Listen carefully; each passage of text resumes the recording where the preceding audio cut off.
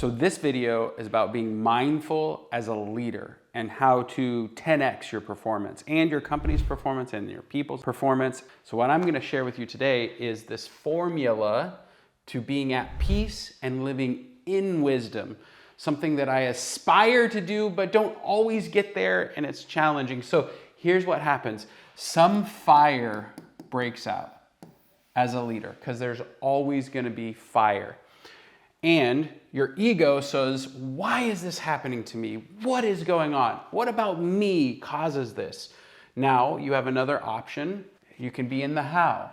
You can think of possibilities. How can I turn this to my advantage? How can this serve me? How can this help me grow as a human? How can it help our business get stronger? How bleeds possibilities. It says there's something to learn from the fire that is happening in your world right now. Whereas why goes to ego, to blame. When you're in ego, you're reacting.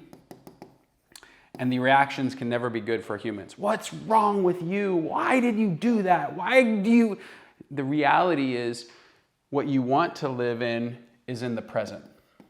Fire happens and you accept it. You live in this moment, understanding what's happening. Now the question to ask yourself to get out of reaction is, where is the sadness in this situation? That will allow you to move up into peace and be present with what is actually happening. Now, this is important for human dynamics. It's important as a leader. It's important when hard things come up, because we're in the human business. My father-in-law likes to say the assets of your company, Daniel, come in and out the door every single day. And that's true for every single business. So if you're in reaction, you're not present. If you're not present, you can't actually be at peace and access wisdom. What happens is your reptilian brain starts blaming and going into why, and your heart starts racing, and that it literally blocks your ability to think and reason as a human. And it stops you from being present. Your heart starts racing, you get angry, you jump up and down, you scream. This pulls you out of possibility. It pulls you out of the now. And it makes your ability to access wisdom impossible. So the question to ask yourself is, where's the sadness? And then deeply feel that sadness. Fire has happened, my house is burned down. That makes me sad. The next question is, how can I be at peace with what's happened? How can I be at peace?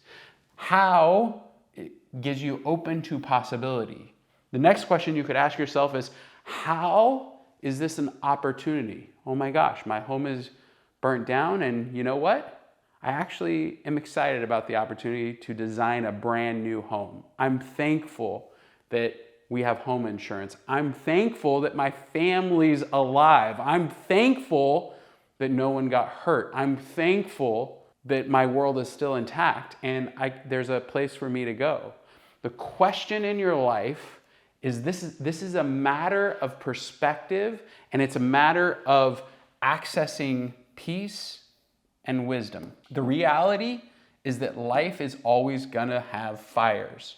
Now, the next thing is joy, which is actually funny. As a leader, it's hard to access joy. It's hard to think I am so on purpose. So here's the interesting part. In order to access joy, you have to be on your path, living inside of your purpose, and present to now.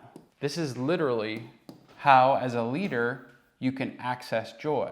So the challenge for you is to not live in the future or live in the past.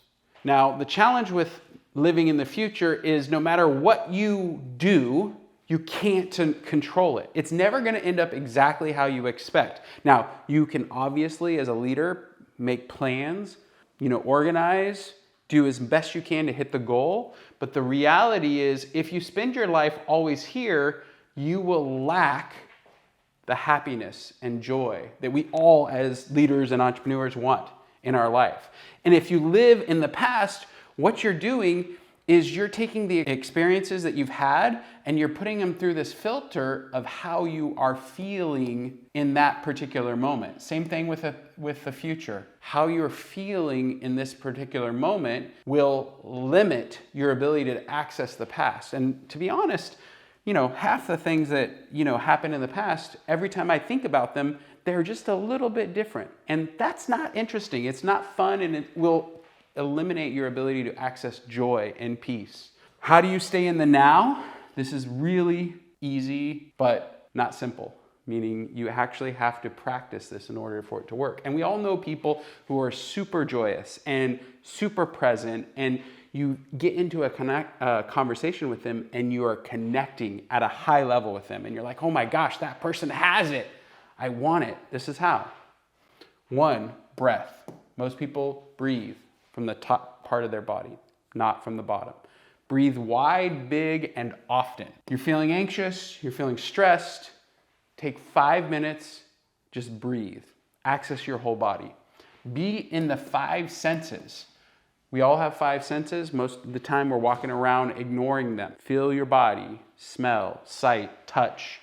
Open to the experience of now. I'm going to reiterate, being on a path, your path, being purposeful, and then being present to the now. This is how you can stay, access peace, and live inside of wisdom.